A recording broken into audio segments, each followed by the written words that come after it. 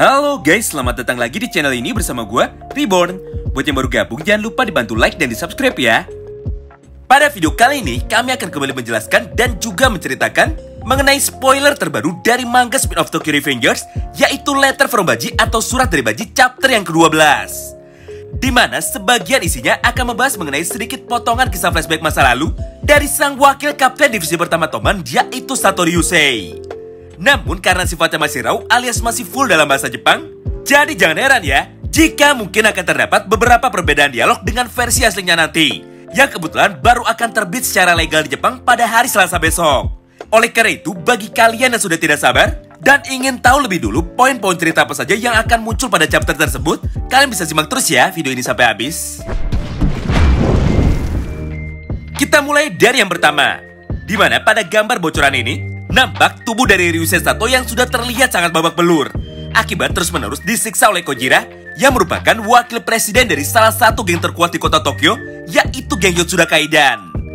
Tapi entah kenapa sepertinya semua siksaan dari Kojira tidak berhenti sampai di situ.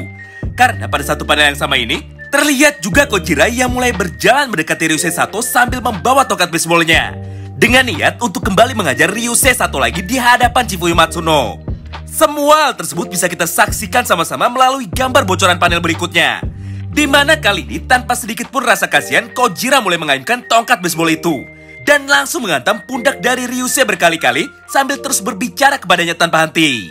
Walaupun belum jelas apa yang saat ini sedang mereka bicarakan, namun menurut kami ada satu hal yang sudah dapat dipastikan, yaitu Ryusei dan Kojira pasti mulai membicarakan mengenai kisah masa kecil mereka. Karena kebetulan Ken Wakui memperlihatkan sebuah panel yang berisikan gambar dari dua orang anak kecil dengan warna rambut yang berbeda. Nah, kemungkinan besar anak kecil berambut putih di sebelah kiri tersebut adalah Kojira, dan anak kecil dengan rambut hitam di sebelah kanannya adalah Ryusei Sato.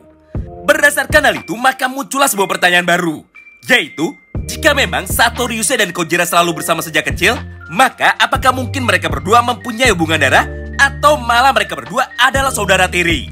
Kurang lebih sama seperti hubungan dari Izana Kurokawa dan juga Sano Majiro. Mengingat kondisi fisik dari Kojira dan juga Ryusei sangat berbeda sekali. Di satu sisi Ryusei memiliki warna kulit kecoklatan dan bentuk bola mata yang bulat seperti Izana Kurokawa. Sedangkan di sisi lain Kojira memiliki warna kulit putih dan bentuk mata yang lonjong. Selanjutnya, jika ternyata Ryusei dan Kojira tidak memiliki hubungan darah, maka mungkinkah mereka berdua malah dipertemukan ketika sedang berada di panti asuhan, sebelum pada akhirnya dipisahkan karena diadopsi oleh keluarganya masing-masing. Yap, kurang lebih sama seperti Izana Kurokawa dan juga Hitoka Kucho. Mengingat Ken Wakui sering sekali mengulangi pola cerita yang hampir sama persis, maka tentu saja kedua kemungkinan di atas bukanlah sebuah hal yang mustahil.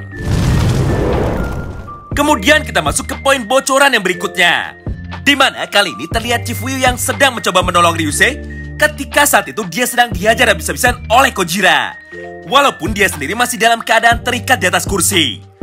Nah, menarik ya, pada momen ini awalnya Kojira sama sekali tidak ada niat untuk menyakiti Chifuyu Matsuno, karena dia adalah teman dari Baji sekaligus anggota dari geng Toman. Apalagi pada dasarnya tujuan utama dari Kojira hanyalah untuk menyadarkan Ryusei dan membawanya pulang kembali ke dalam geng Yotsuda Kaidan. Jadi sebisa mungkin Kojira tidak ingin menyakiti anggota geng Toman lainnya dan menghindari peperangan antar geng terjadi. Walaupun ternyata semua hal itu sudah terlambat, karena faktanya pada poin bocoran yang terakhir, tiba-tiba saja sosok karakter penting yang selama ini sudah kita nantikan untuk bisa bertarung dengan serius, akhirnya datang dan dimunculkan langsung ke dalam medan tempur untuk menyelamatkan mereka semua. Yap, bener banget, siapa lagi kalau bukan Keisuke Baji. Sayangnya tidak jelas dari manakah Baji tahu bahwa saat ini Ryusei dan juga Chifuyu sedang disandera di markas geng Yotsuda Kaidan. Serta tidak jelas juga apakah saat ini Baji datang sendirian atau datang bersama dengan semua anggota divisi pertama lainnya. Nah, itulah semua isi bocoran cerita singkat yang bisa kami bagikan pada video kali ini. Tentu saja untuk bisa tahu semua isi cerita lengkap dari chapter terbaru manga Letter from Baji, kita masih harus sabar menunggu sampai terjemahan bahasa Inggris yang legalnya terbit pada hari Selasa besok. Terima kasih banyak yang sudah simak video ini sampai habis ya. Sampai jumpa lagi di pembahasan selanjutnya dan salam baku hantam.